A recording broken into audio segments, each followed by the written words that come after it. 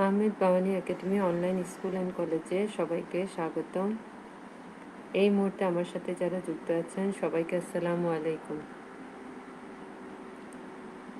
দ্বাদশ শ্রেণীর ছাত্রীরা, আশা করি তোমরা সবাই ভালো আছো, সুস্থ আছো।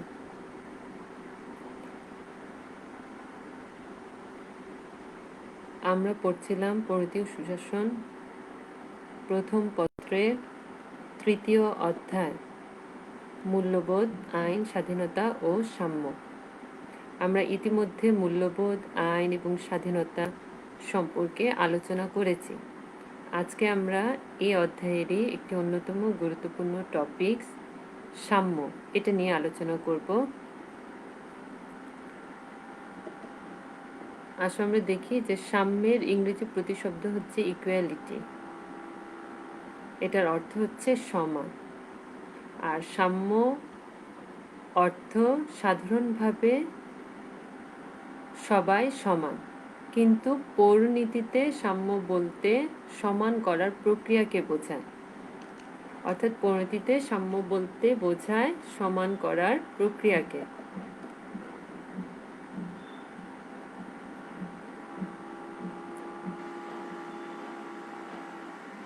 আসো আমরা এবার জানবো যে সাম্যের সংজ্ঞা।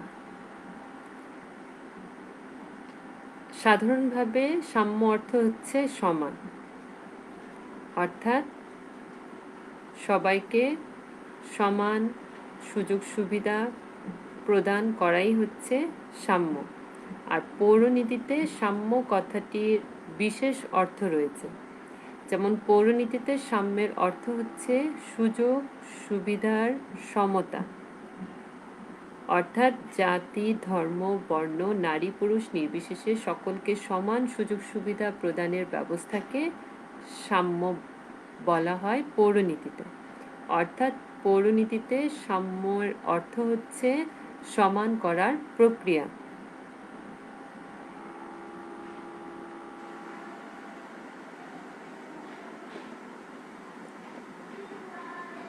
এবার দেখো অধ্যাপক লাস্কি বলেছেন কি, সাম্যের অর্থ হলো প্রথমত সব ধরনের বিশেষ সুযোগ সুবিধার অনুপস্থিত, এবং দ্বিতীয়ত হচ্ছে সকলের জন্য পর্যাপ্ত সুযোগ সুবিধা উন্মুক্ত রাখা।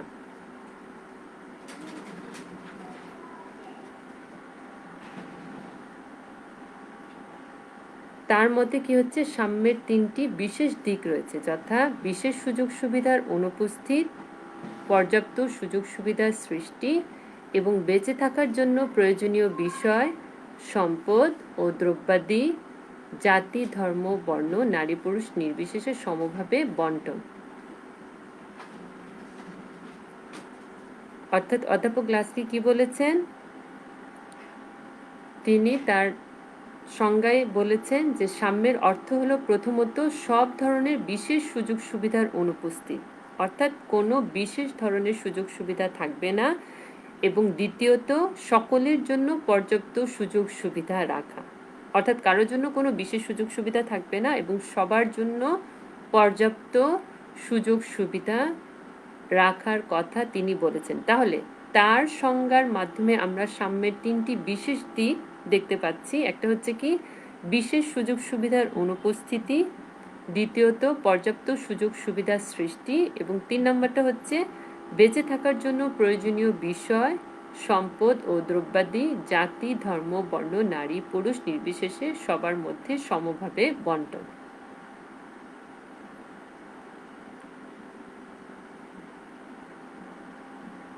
তারপরে দেখো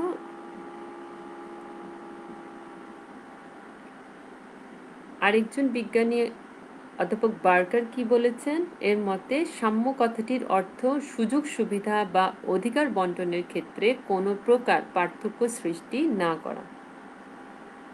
সুতরাং সাম্য বলতে মানব জীবনের সেই পরিবেশ বা প্রক্রিয়াকেই বোঝায় যেখানে জাতি, ধর্ম, বর্ণ, নারী পুরুষ নির্বিশেষে সকল নাগরিকের সমান সুযোগ সুবিধা প্রদান করা হয়, সুষম পরিবেশ গড়ে তোলা হয় এবং সকলকে সমানভাবে আত্মবিকাশের সুযোগ প্রদান করা হয়।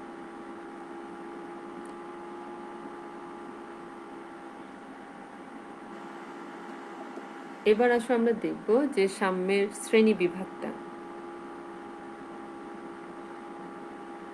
বিভিন্ন ধরনের সাম্য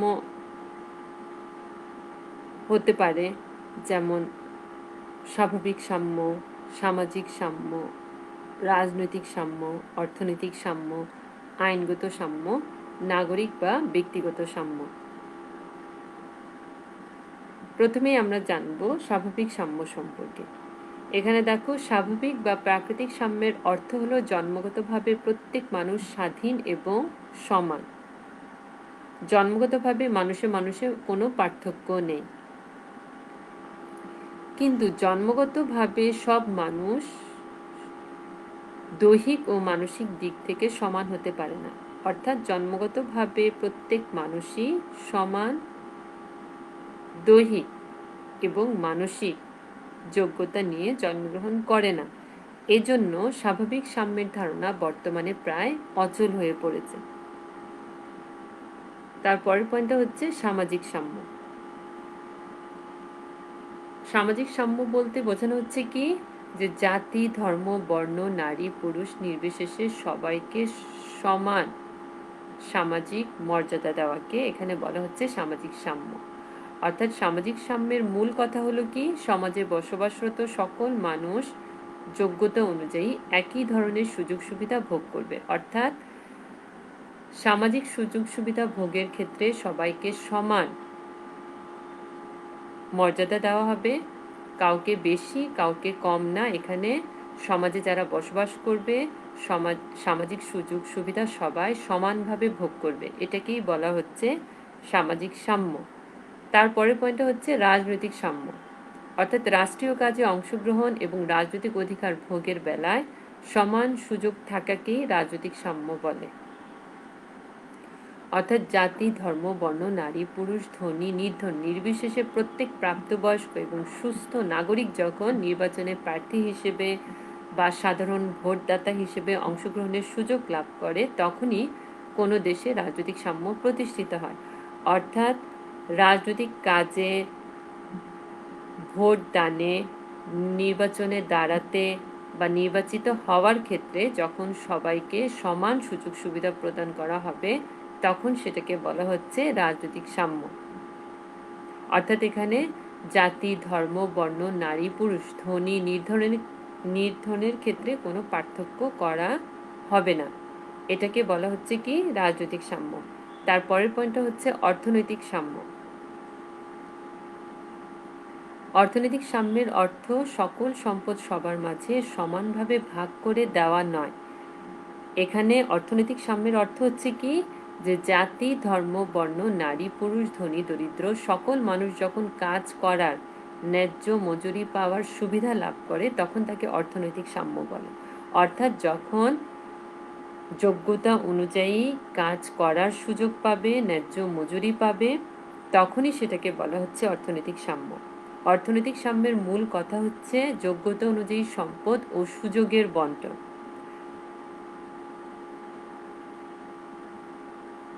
আর হচ্ছে কি, যে অর্থনৈতিক সাম্য ব্যতীত দেখা যায় সামাজিক ও রাজনৈতিক সাম্য অর্থহীন। অর্থাৎ সামাজিক ও রাজনৈতিক সাম্যকে প্রতিষ্ঠিত করার জন্য অর্থনৈতিক সাম্যের প্রয়োজন। অর্থাৎ অর্থনৈতিক সাম্য ব্যতীত সামাজিক ও রাজনৈতিক সাম্য অর্থহীন। সমাজে যদি অর্থনৈতিক সাম্য না থাকে, তাহলে সেখানে সামাজিক ও রাজনৈতিক সাম্য প্রতিষ্ঠিত হতে পারবে না। তাহলে সামাজিক ও রাজনৈতিক সাম্য প্রতিষ্ঠিত হওয়ার জন্য অর্থনৈতিক সাম্যের দরকার। এর পরের পয়েন্টটা হচ্ছে আইনগত সাম্য।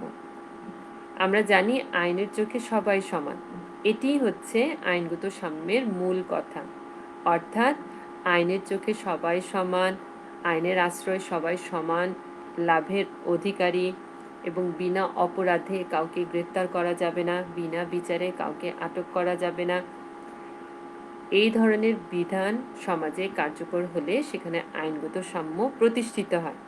তাহলে আইনগত সাম্য হচ্ছে কি, যে আইনগত সাম্য হচ্ছে আইনের চোখে সবাই সমান, অর্থাৎ জাতি, ধর্ম, বর্ণ, নারী, পুরুষ নির্বিশেষে সবাই সমান আইনের সুযোগ সমানভাবে লাভের অধিকারী, সেটাকেই আমরা বলবো আইনগত সাম্য।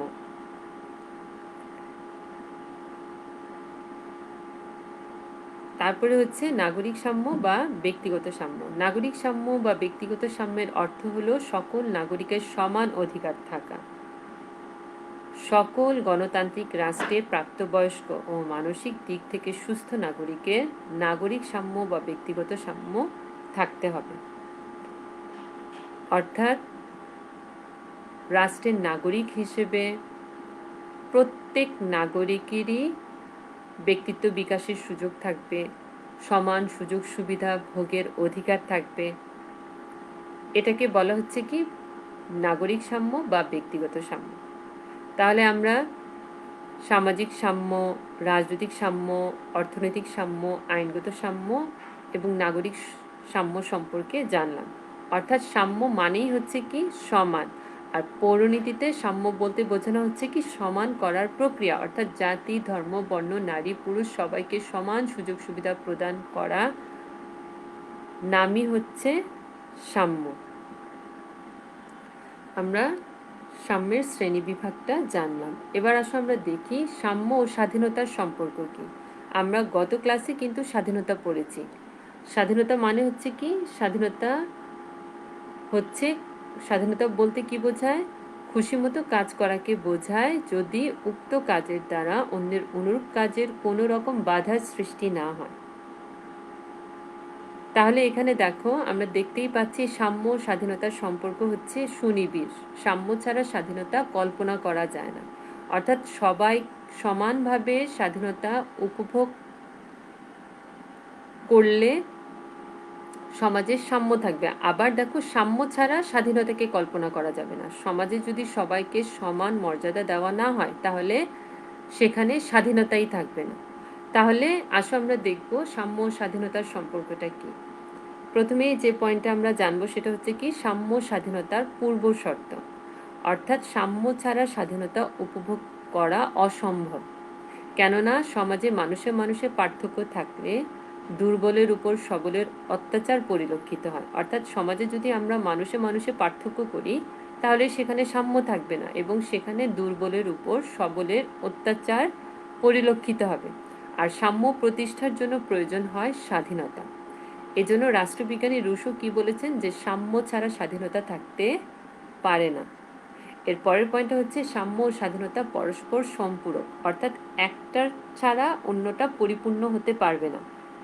সাম্য ও স্বাধীনতা পরস্পর সম্পূরক। সাম্য ও স্বাধীনতা পরস্পর বিরোধী নয়, বরং একে অপরের পথে কোনো বাধা বিঘ্ন সৃষ্টি করে না। অর্থাৎ তারা একটার ছাড়া আর একটা পরিপূর্ণ হতে পারে না। অর্থাৎ পূর্ণতার জন্য সাম্যের স্বাধীনতার প্রয়োজন, আবার স্বাধীনতার কি প্রয়োজন? সাম্য প্রয়োজন। তাহলে সাম্য স্বাধীনতাকে কার্যকর করে তোলে। আবার স্বাধীনতা না থাকলে মানুষে মানুষে ব্যবধান সৃষ্টি হয়। তাহলে আমরা কি দেখতে পাচ্ছি যে ফরাসি বিপ্লবের সাম্য, মৈত্রী ও স্বাধীনতার ঘোষণার মধ্যে সাম্য ও স্বাধীনতা পারস্পরিক সম্পূরক এই বিষয়টি লক্ষ্য করা যায়। তাহলে সাম্য স্বাধীনতা হচ্ছে কি পরস্পর সম্পূরক, অর্থাৎ একটা ছাড়া অন্যটা পরিপূর্ণ হতে পারবে না। তারপরের পয়েন্টটা হচ্ছে সাম্য ও স্বাধীনতা গণতন্ত্রের ভিত্তি। গণতন্ত্র মানে হচ্ছে কি জনগণের শাসন ক্ষমতা। অর্থাৎ জাতি, ধর্ম, বর্ণ, নারী নির্বিশেষে সবাই সমান রাষ্ট্রীয় কাজে অংশগ্রহণের সুযোগ পাবে। সেটাকে আমরা কি বলবো? গণতান্ত্রিক শাসন ব্যবস্থা বলবো। তাহলে গণতন্ত্রের মূল বিষয় হলো সব মতের প্রাধান্য। অর্থাৎ জনমতের উপর ভিত্তি করেই কিন্তু গণতান্ত্রিক সরকার প্রতিষ্ঠিত হয়। তাহলে গণতন্ত্রে জনগণের মতামত প্রকাশের অধিকার প্রতিষ্ঠার জন্য স্বাধীনতা প্রয়োজন। তেমনি সাম্য সমাজে বিভিন্ন শ্রেণী পেশার মানুষের মধ্যে ভেদাভেদ ঘুচায়, অর্থাৎ ভেদাভেদ দূর করে।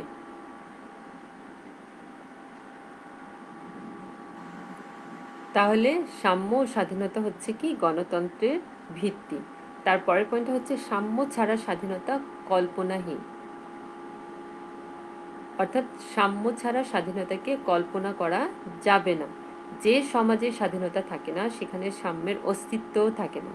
মূলত স্বাধীনতা থাকলে সমাজে কতিপয় ব্যক্তির সব অধিকার ভোগের সুযোগ সৃষ্টি হয়, অন্যদিকে সমাজে অধিকাংশ মানুষ বঞ্চিত গোষ্ঠীতে পরিণত হয়। অর্থাৎ সাম্য যদি না থাকে তাহলে কিন্তু সমাজের অধিকাংশ মানুষ কি হবে, নিজস্ব সুযোগ সুবিধা থেকে বঞ্চিত হবে। সাম্য সমাজে থাকলে সবাই সমান সুযোগ সুবিধা ভোগ করার অধিকার পাবে।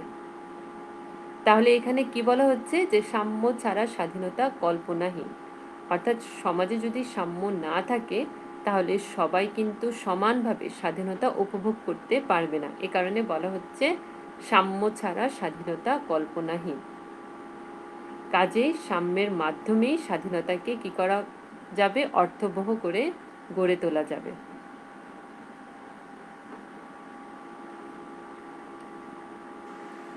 তারপরের পয়েন্টটা হচ্ছে সাম্য ও স্বাধীনতার লক্ষ্য এক ও অভিন্ন। অর্থাৎ সাম্য এবং স্বাধীনতার লক্ষ্য এক। উভয়েরই লক্ষ্য হচ্ছে কি, সামাজিক কল্যাণ সাধন, মানুষের কল্যাণ সাধন এবং ব্যক্তির ব্যক্তিত্ব বিকাশে সহযোগিতা করা। তাহলে এখানে দেখো, সাম্য স্বাধীনতার লক্ষ্য উদ্দেশ্য অভিন্ন।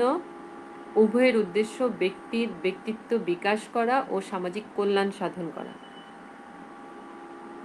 সাম্যের দ্বারা সমাজ ব্যবস্থায় ঐক্য স্থাপিত হয়, অন্যদিকে স্বাধীনতা ব্যক্তির আত্মবিকাশের ক্ষেত্র সৃষ্টি করে ব্যক্তির কল্যাণ সাধন করে। অর্থাৎ সাম্য ও স্বাধীনতা উভয়েরই লক্ষ্য হচ্ছে ব্যক্তির কল্যাণ সাধন করা, অর্থাৎ মানুষের কল্যাণ সাধন করা এবং ব্যক্তির ব্যক্তিত্ব বিকশিত করা এবং সমাজ ব্যবস্থায় ঐক্য স্থাপন করা।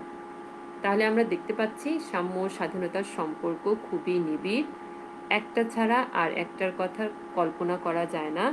সাম্য ছাড়া স্বাধীনতা প্রতিষ্ঠিত হতে পারবে না। অর্থাৎ সাম্য ছাড়া সমাজের সবাই স্বাধীনতাকে সমানভাবে উপভোগ করতে পারবে না। তাহলে সাম্য ও স্বাধীনতার মধ্যে সম্পর্ক রয়েছে। অর্থাৎ সাম্য ও স্বাধীনতা পরস্পর সম্পূরক। এবার আমরা জানব স্বাধীনতায় সাম্যের গুরুত্ব কি।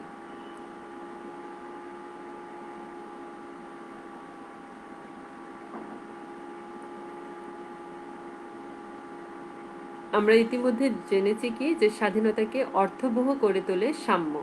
তাহলে দেখো, ব্যক্তি স্বাধীনতা রক্ষায় সাম্যের গুরুত্ব রয়েছে। যেমন সমাজে সাম্য বিরাজমান থাকলে মানুষে মানুষে ভেদাভেদ, পার্থক্য, অসমতা দূরীভূত হয়। স্বাধীনতা ব্যক্তির ব্যক্তিত্ব বিকাশের পথকে উন্মুক্ত করে।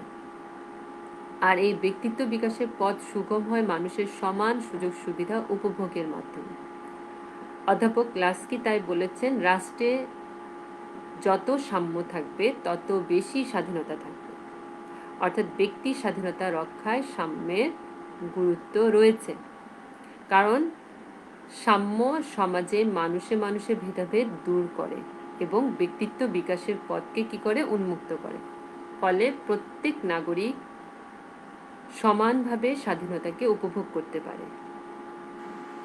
এর পরের পয়েন্টটা হচ্ছে সমাজের শান্তি শৃঙ্খলা রক্ষা। সাম্য জনগণের স্বাধীনতা উপভোগের ক্ষেত্রকে প্রসারিত করে। সমাজ ব্যবস্থায় অসাম্য বিরাজমান থাকলে মানুষের মধ্যে অনৈক্য ও অসন্তুষ্টির সৃষ্টি হয়। পারস্পরিক শ্রদ্ধাবোধ কমে গেলে সামাজিক শান্তি শৃঙ্খলা বিনষ্ট হয়। তাহলে সাম্য সমাজে শান্তি শৃঙ্খলা সৃষ্টি করে স্বাধীনতাকে অর্থবহ করে তোলে। অর্থাৎ সমাজের শান্তি শৃঙ্খলা বজায় রাখার জন্য সমাজের সাম্য প্রতিষ্ঠিত করতে হবে। আর সমাজে যদি সাম্য প্রতিষ্ঠিত হয় তাহলে স্বাধীনতা সবাই সমানভাবে উপভোগ করতে পারবে। তাহলে আমরা কি বলতে পারি, যে সমাজের শান্তি শৃঙ্খলা রক্ষার ক্ষেত্রেও সাম্য এবং স্বাধীনতার গুরুত্ব রয়েছে।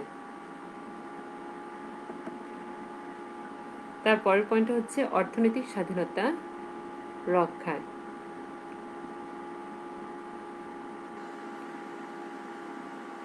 রাষ্ট্রে আইনের শাসন প্রতিষ্ঠিত না হলে নাগরিকগণ রাজনৈতিক স্বাধীনতা লাভ করতে পারে না।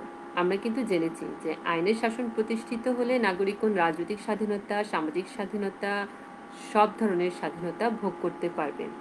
আবার অর্থনৈতিক ক্ষেত্রে সাম্য প্রতিষ্ঠিত না হলে নাগরিক স্বাধীনতা বিনষ্ট হতে বাধ্য। অর্থাৎ অর্থনৈতিক ক্ষেত্রে সাম্য যদি প্রতিষ্ঠিত না হয় তাহলে নাগরিকরা তাদের স্বাধীনতা ভোগ করতে পারবে না, নাগরিক স্বাধীনতা বিনষ্ট হবে। অর্থাৎ নাগরিক স্বাধীনতার জন্য অর্থনৈতিক ক্ষেত্রে সাম্যের প্রয়োজন।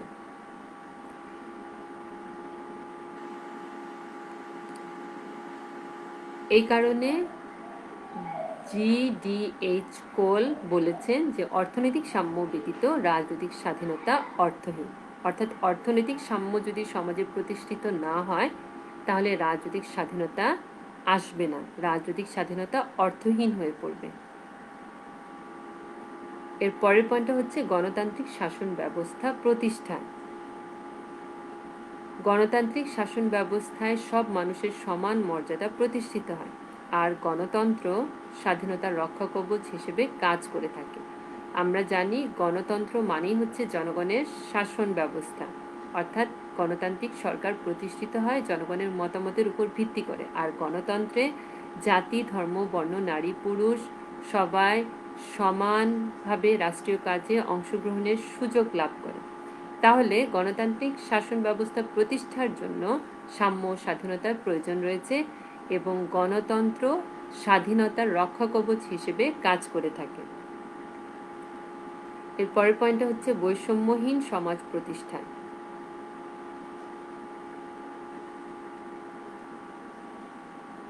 বৈষম্যহীন সমাজ প্রতিষ্ঠার জন্য সাম্য স্বাধীনতার গুরুত্ব রয়েছে। বৈষম্যহীন মানে হচ্ছে যে সমাজে কোনো বৈষম্য থাকবে না, সবাই সমান সুযোগ সুবিধা ভোগ করবে।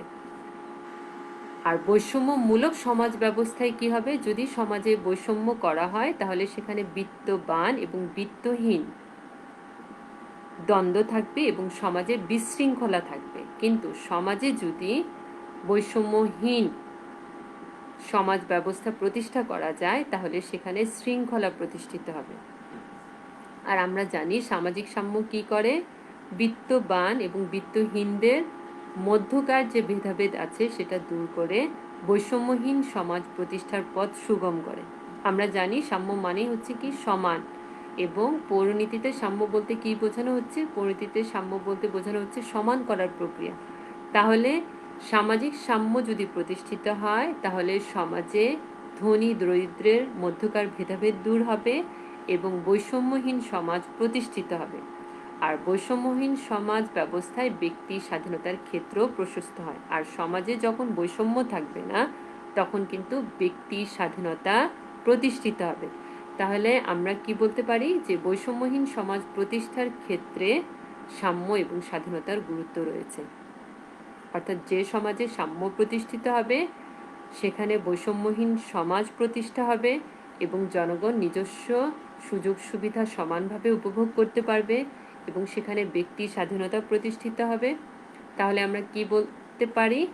যে সুন্দর, সুশৃঙ্খল, বৈষম্যহীন সমাজ প্রতিষ্ঠার জন্য সাম্য স্বাধীনতার গুরুত্ব রয়েছে।